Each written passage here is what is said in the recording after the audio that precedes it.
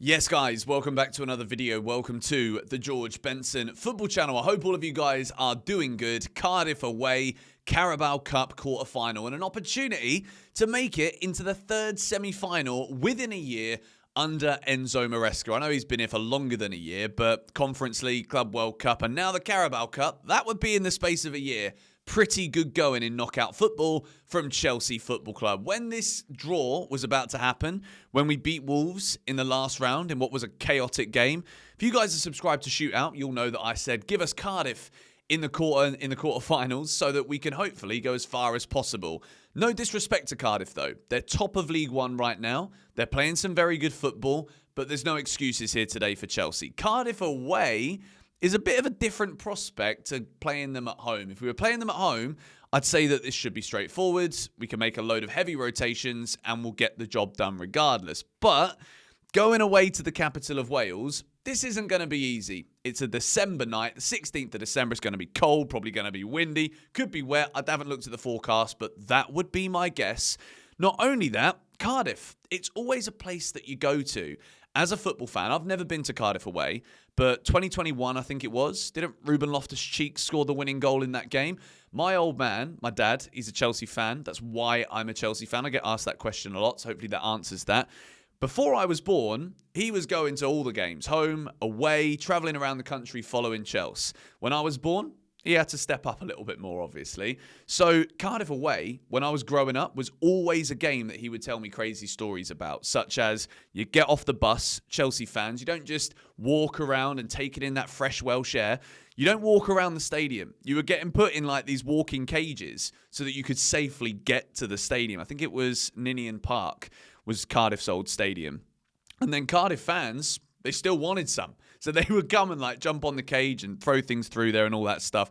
I don't know if this is 100% true. It's what my dad used to tell me, all right? Away day stories from before I was born. Love to hear it. But this game is not going to be easy. Cardiff are top of League One right now, but there's no excuses here. I want us to take this seriously. We know that we're going to go into a hostile environment. This is going to be a huge game for Cardiff. They've got a chance too to be a League One side making it into a Carabao Cup semi-final. There's a few big teams left in it as well, so they're going to have a huge day out or once again welcome another big boy to their home ground. So this isn't going to be easy. I think they're going to come out the blocks quickly. They're going to be aggressive. They're going to get in Chelsea's faces. And we've seen it this season in this competition. And not just in the Carabao Cup, but Premier League, Champions League. Give it a long throw, Chelsea might struggle. Give it a corner, put it on the keeper, put it near that penalty spot, Chelsea might struggle. So I think Cardiff are going to be looking for those kind of set-piece moments in this game, but they also do play some very nice football. Now, obviously, in the build-up to this one, we've not really been talking about Chelsea's good result. I think it was a great result, beating Everton 2-0. Another clean sheet, giving Sanchez 50% clean sheets in the Prem. Excellent stuff, Robert. But as well as that, Enzo Maresca has taken pretty much all of the headlines since that, and even this Cardiff game probably isn't getting the airtime that it maybe should do as a quarter-final of a big competition. Because Enzo Maresca's worst 48-hour comments have been the talk of the town, the talk of the journalists, the talk of us on the internet. And yesterday, he was asked in the press conference, if you want to see me break that down a bit more, watch last night's video, yesterday's video, because I go into his body language a little bit. We can see clearly, right? As much as no one has said outright, yeah, Maresca's got a problem with Todd Bowley. Maresca's got a problem with Paul Winstanley or Bedad Igbali. No one has been singled out individually here. But if you look into all of this, and we understand what we're being told by certain portions of football journalists right now, it does seem as though there have been some uncomfortable conversations internally at Chelsea Football Club. Now, if I was a betting man, which quite often I do like to stick a little tiffle on once in a while, I would suggest that either Enzo Maresca is being questioned for certain decisions or he's being questioned because he might not be doing as he's told.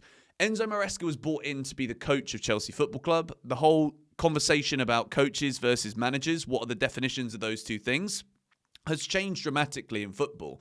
And I think Maresca's job has always been, look, this is the philosophy. We're going to buy a load of young players and you're going to work with those players. Enzo Maresca, as a coach who I believe really does believe in himself, rightly so, I think he's a really good coach.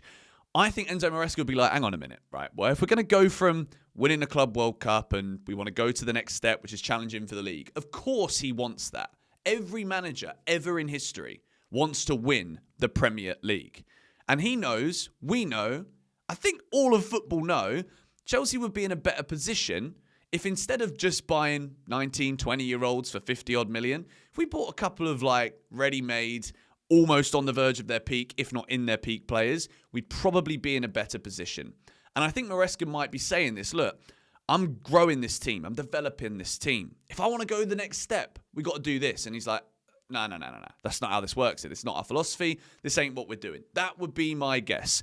I want to put this to bed now until there's any further information to give us anything concrete with clarity to help us understand it anymore. But the fact of the matter is, I don't think this is good for Chelsea. With the team that we've got and the way that over the years, when there's something going on behind the scenes that we as fans don't necessarily know the ins and outs of, quite often it trickles down into the players. And that is the most important thing here. Whether you're Maresca in or Maresca out, whether the club are thinking, let's come up with a contingency here, this is going south, we need to win games of football. I do not want to see off-the-field turmoil trickling into the team and making us go on another bad run. We beat Everton. That can put that last run to bed. Let's build upon that. Cardiff, League One, quarter final, no excuses, Chelsea. And of course, when we go into building the Chelsea starting 11, which we're about to do in a second, there is obviously a lot of discussion. Caicedo's missed 3 Premier League games. Could be a good thing. He could be very fit and healthy now. It's the biggest break he's had in a while. But as well as that, we've got a balance between going out there and beating Cardiff tonight, but also making sure we're giving rest to certain players. Enzo Fernandez cannot start, in my opinion. Cucurella needs a rest, big time. Cole Palmer will not play. And I think João Pedro should be rested, at least put on the bench. So, before we go into the Chelsea preview bit here, if you guys do want to get anything from the Chelsea Online Megastore, I think you might still be able to order stuff to get it in time for Christmas. GBFC10 is your 10% discount code on absolutely anything and everything, be it full price kits, whatever it may be, big baskets. Make sure you check the link in the description or the QR code on the screen. And without any further ado, let's start with Robert Sanchez. There's no one that can tell me you can't play 2 games in a week if you're a goalkeeper. Rob Sanchez is in the form of his Chelsea career right now. Philip Jorgensen concusses our centre-halves and punches them in the head instead of the ball. Therefore, as a result of that, you've got to play Rob Sanchez. I want to win this game. I want to get to the semi-final. And look, there's definitely an argument that kind of ties into this whole Maresca and the owners, the board, whatever it is thing, that suggests that when Chelsea buy all of these young players, if they're not going to make it at Chelsea because they're not good enough, well then how are we going to get the value to sell them? And that is where the argument comes in, that it is like this carousel of players, conveyor belt, shop window mentality plan, which I hate. I absolutely hate it. And I'm not going to sit here and say, oh yeah, we got to try and play Philip Jorgensen because he wants to leave and we need to get his value up. Nah, man. This is about winning. This is about going through. So Rob Sanchez is my goalkeeper. Move him into a Chelsea back 4. Malo Gusto, I think he can absolutely do it after playing on Saturday. Achampong, Josh Achampong, Badia Shiel, and Yorel Hato in left back. That partnership between Josh Achampong and Benoit Badia Shiel is a good one. We saw it for, 55 minutes against Liverpool, and it looked solid. I think Wesley Fofana, we know, is currently getting back to that point where he can play multiple games in a week. I think Trev Chalobah was also fantastic against Everton last weekend, and I think he'll be rested. That partnership can come straight back in to go to Newcastle at the weekend. There is obviously a lot of talk right now about Josh Achampong. Should he be playing over Fofana? We can't keep calling for continuity, consistency, but still have these irks in us, right? Which is Josh Achampong is one of those where I think we all universally agree deserves more minutes, but we're also calling for continuity and consistency, and Trev and Wes are very consistent together when it comes to keeping clean sheets and not conceding goals. So right now, all Josh can do take every opportunity that he can get. He's certainly going to play tonight unless he's ill or he's injured out of nowhere. He's got to go out there once again and perform. Malo Gusto at right back. I think Chelsea at the minute. Gusto, brilliant at the weekend. I think he's got to play this one too. Rest Reece so that he's fit and ready for a big one at Newcastle. Moving into this midfield. Moises Caicedo back in domestic football for Chelsea. This is huge. Santos, do the Enzo Fernandez role. Let Enzo have a rest, Enzo, please. I think Enzo Fernandez has looked exhausted. He's played a lot of football.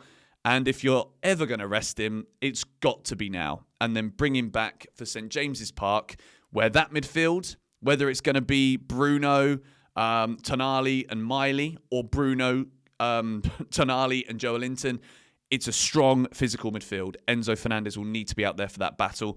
So that's why I'm giving Caicedo some minutes just to keep him moving, keep things going. And then we've obviously got options off the bench if we need. Moving into this attack for Chelsea, it's incredibly inexperienced and a little bit lightweight, but Neto also looks tired too. So that's why I'm starting with this. And if we need to bring Joao Pedro and Pedro Neto off the bench, then we should and we will. But Buonanotte is basically just not at a shout. And I think as well as that, with right now, the issue that we've got is I don't think Mark Guiu's good enough to lead the line in the Prem. Delap's still injured. So if anything happens to Joao Pedro, you can throw away that game at Newcastle, in my opinion. So Esteval's got to play this one, obviously. Jamie Gittins has quietly actually been impressing me in recent games. But the one thing I would say, and I've already said it, but this front line is pretty weak physically. I want to see Esteval getting himself stuck in, but the right way. I don't want to see him with any petulance. The little kick out against Leeds, I think, has pissed Maresca off a little bit, which is why we've not seen Esteval really since. Gittins as well. He's looked bright. Mark Guiu, I think this is a great game for Mark Guiu. I think he will thrive in this kind of environment. And look, right now I know a lot of people will be like, well, Benson, you can't go out there and say you really want to win this game and then make that many changes going forward. This team that you're looking at here is good enough to beat Cardiff, isn't it? Surely this is good enough to beat Cardiff. With the bench, you can bring on Pedro Neto. Garnacho's there. You can bring on Joao Pedro. We know there's going to be no Cole Palmer, so I think Buonanotte has to play because Enzo needs a rest. That's why we're kind of forced into this lineup that I've given you guys here. So, my score predictions for this game. I'm not going to lie to you. Obviously, I want you all to tune in to Shootout tonight. Make sure you check the link in the description for that too, for the watch along. 6 things will be up here straight away. But I'm a bit worried about this. And I think it's purely because of everything that's been going on. I need to see the strength of mind in this team to come out. League One opposition, shouldn't be worried, surely.